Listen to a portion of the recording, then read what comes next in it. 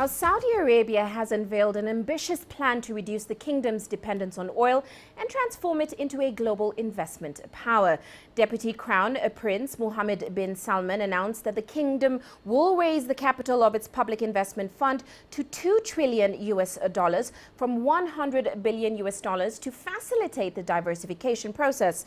Now, he said the country expects state oil company Saudi Aramco to be valued at more than $2 trillion after putting up 5% of the oil company for sale through an initial public offering.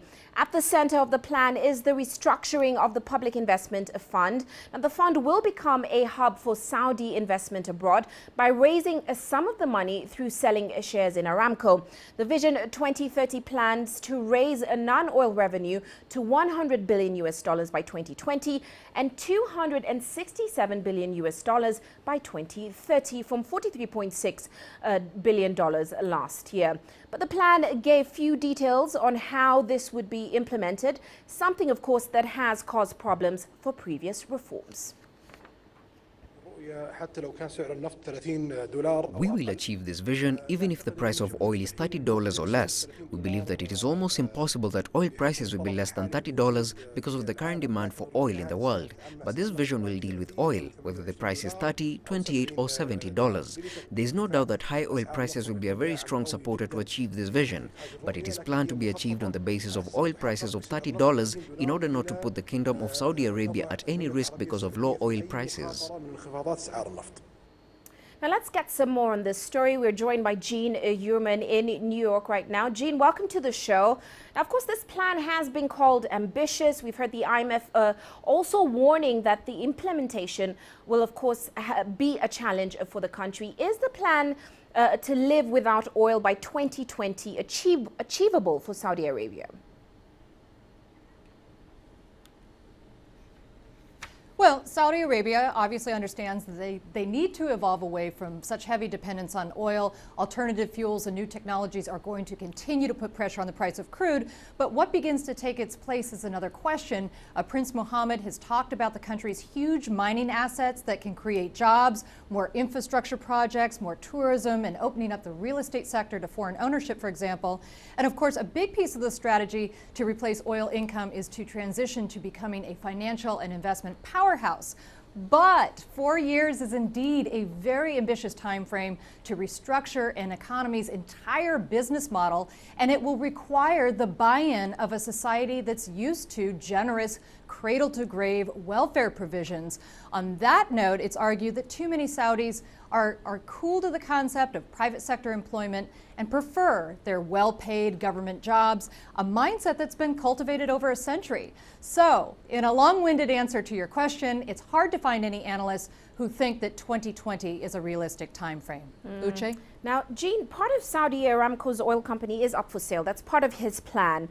Has the IPO plan generated a lot of interest amongst investors?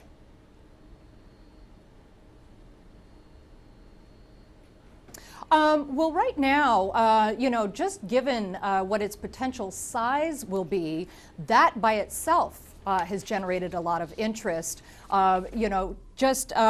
Selling, less than 5% of the company, if you take together its float, it equals the float of 3 major oil companies combined, BP, ConocoPhillips, and Italy's Eni, I should say.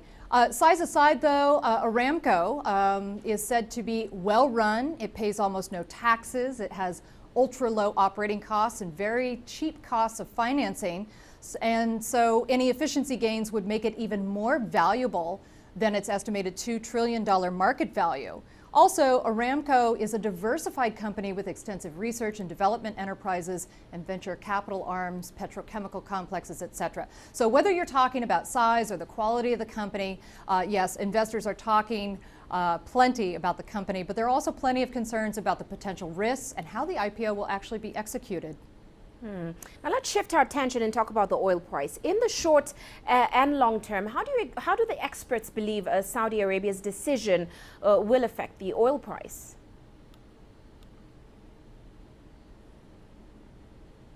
Well, you know, if you're talking about short-term or long-term, what I've been able to gather so far is that short-term will you'll probably see prices stay roughly where they are. This plan is not going to change things. Saudi Arabia has signaled to the world that oil prices are going to be low for a long time and not cutting production.